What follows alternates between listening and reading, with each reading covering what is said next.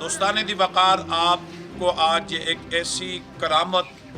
میں آپ کو دکھانے جا رہا ہوں کہ آپ سنیں گے اور دیکھیں گے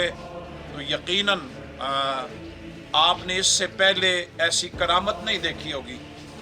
اور یہ وہ کرامت ہے کہ جو دربار علیہ بلاوڑہ شریف سے آپ لوگ اسے دیکھیں گے۔ میرے ساتھ یہ ایک بچی ہے، اس کا تعلق کوٹلی آزاد کشمیر سے ہے، اور وہاں سے سینکڑوں لوگ آتے ہیں الحمدللہ۔ اور اس وقت ہم لوگ دربار علیہ بلاوڑہ شریف کوٹلی ستیاں حضور پیر مصنف علی سرکار رحمۃ اللہ علیہ کے مدار کے سامنے کھڑے ہیں، لیکن بڑی عجیب اور عجیب و غریب یہ واقعہ ہے، اور اسے سننے میں دیکھنے میں آپ کو بھی یقیناً وقت لگے گا کہ یہ چھوٹے دماغ کے لوگوں کی بات نہیں ہے، یہ بڑے لوگوں کی بات میں آپ کو بتا رہا ہوں۔ یہ جو میرے پاس ساتھ بیٹی ہے، یہ بیٹی کہتی ہے کہ 2 مہینوں سے اس بیٹی کو تکلیف ہوئی، گلے کی تکلیف ہو گئی،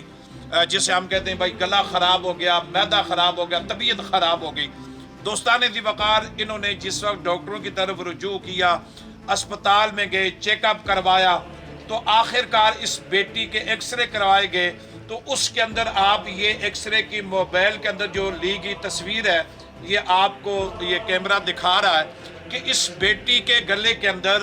اس طرح یہ جو زنجیر آپ کو نظر آ رہی ہے، اس گلے کے اندر لپیٹی ہوئی زنجیر ہے۔ ڈاکٹروں نے یہ سوال کیا کہ کیا بیٹا آپ نے زنجیر کو کھایا ہے؟ تو بیٹی نے کہا جی میں نے تو نہیں کھایا۔ یہ کیسے زنجیر اندر بنی اور پھر کیسے گلے کے ساتھ لپٹ گئی؟ 2 مہینوں سے یہ بیٹی کھا پی کچھ نہیں سکتی تھی۔ آخر کار انہوں نے اسپتال میں سے داخل کروایا۔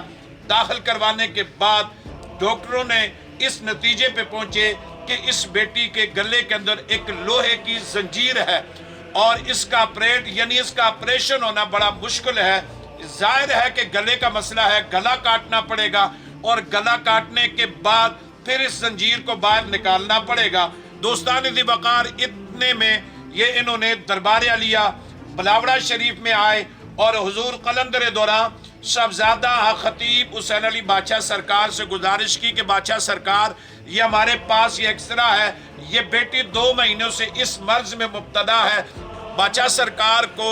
وہ ایکسرا دکھایا کہ بادشاہ سرکار، اس بیٹی کے گلے کے اندر ایک لوہے کی زنجیر ہے، جو ڈاکٹر یہ کہتا ہے کہ اس کا آپریشن نہیں ہو سکتا۔ بادشاہ سرکار نے فرمایا کہ بیٹا اس بات کو چھوڑو، اب یہ بتاؤ کہ اس زنجیر کو منہ کے ذریعے باہر نکال دوں یا وہیں پہ ختم کر دوں؟ دوستان دی وقار، انہوں نے کہا حضور آپ کی مرضی، ختم کر دیں، چونکہ یہ بیٹی بڑی تکلیف میں ہے، پریشانی میں ہے، درد میں ہے، ظاہر ہے گلے کا معاملہ ہے، کھانا پینے کا مسئلہ ہے۔ تو بادشاہ سرکار نے اس بیٹی کو دم کیا۔ دم کرنے کے بعد فرمایا کہ بیٹا اب جا کر وہیں سے جس لیبارٹری سے آپ نے یہ پہلا ایکسرا کروایا ہے، جس میں یہ زنجیر ہے، اسی لیبارٹری میں جا کر ایکسرا کرائیں تو یہ زنجیر ختم ہو جائے گی۔ اب وہ پہلے ایکسرے کی جو فوٹوز آپ نے دیکھی کہ یہ موبائل کے اندر جو زنجیر نظر آتی ہے، اب اس کا یہ دوسرا فرج جو